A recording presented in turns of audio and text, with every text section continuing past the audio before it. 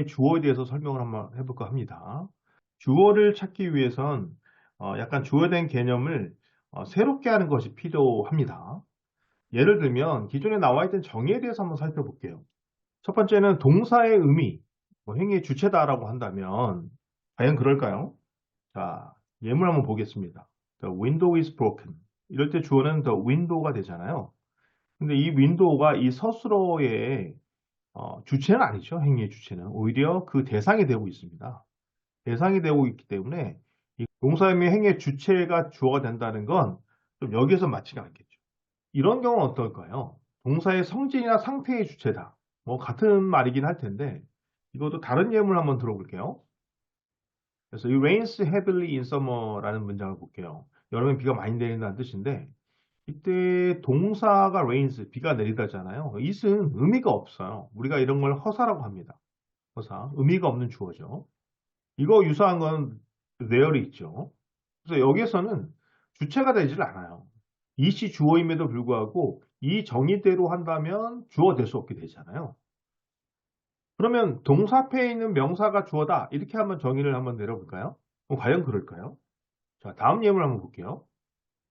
자, 이럴 때는 이 문장의 동사는 lie가 동사가 됩니다. 어디에 놓여 있다는 뜻인데. 그러면 앞에 있는 명사라면 the oceans가 주어일까요? 그렇지 않죠. 주어가 될 수가 없습니다. 물론 앞에 있는 dip은 형용사이기 때문에 주어 자체가 되지 않죠. 동사 앞에 있는 것이라고 하는데 동사 앞에는 주어가 존재하지 않게 돼요. 그럼 주어를 찾지 못하게 되는 거죠. 그러면 주어란 무엇일까요?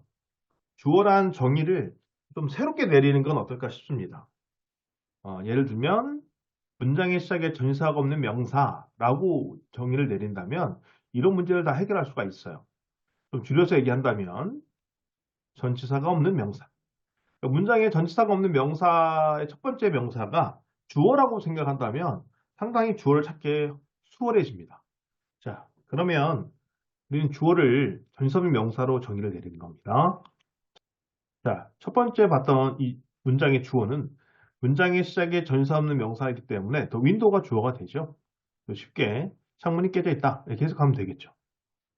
이거 같은 경우도 문장의 시작에 전치사가 없는 명사. 물론 이건 대명사예요. 근데 명사의 개념에는 대명사가 이미 포함되어 있는 거라고 생각하시면 됩니다. 그래서 얘가 주어라는 거 쉽게 알 수 있겠죠. 다만 의미가 허사라서 의미가 없다. 비가 많이 내린다 여름에 이렇게 하면 되겠죠. 그 다음도 마찬가지입니다. 이 같은 경우도 얘가 형용사라 주어가 될 수가 없죠. 그 다음에 전치사 in이 붙어 있기 때문에 얘도 주어가 될 수가 없습니다. 근데 동사가 나왔네요. 그럼 주어는 존재를 해야 되기 때문에 명령문이 아닌 이상 바로 뒤에 있는 명사가 주어가 되죠.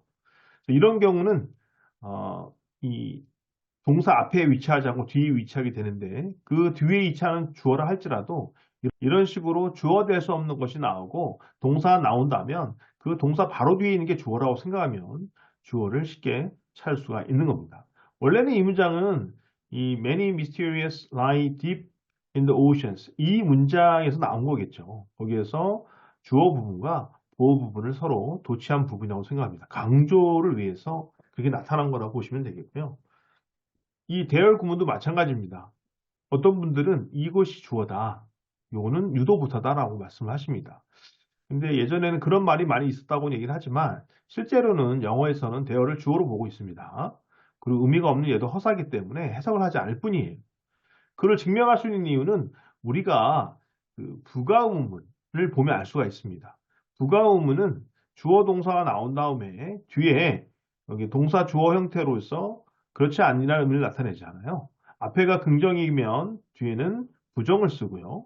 앞에가 부정이면 뒤에를 긍정을 나타냅니다. 그럼 이 문장 같은 경우에 There is a book on the desk. 책상에 책이 있지 않니?